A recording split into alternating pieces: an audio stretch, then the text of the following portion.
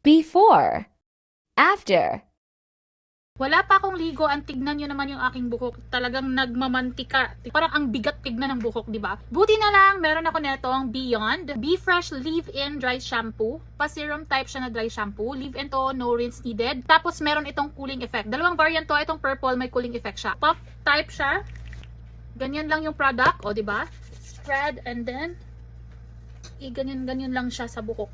Tapos mga mima ko, ang bango pa nito. Para ka talagang bagong ligo. Ayoko na siyang suklayin mga mima ko kasi nga, grabe yung hair fall ko lately after ko manganak. So kita nyo, may bald spot na po ako dyan, magkabilaan yan. And tignan nyo, diba? Nawala yung pagka-mamantika ng aking hair tapos nagkaroon pa ng volume. Ayan, tignan.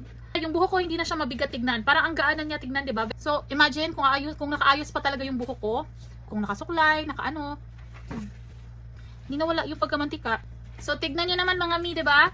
O, para na akong bagong ligo, hindi na oily. Kaya kung gusto nyo i-try to, kung kailangan nyo rin to, alam nyo na kung nasan yung link.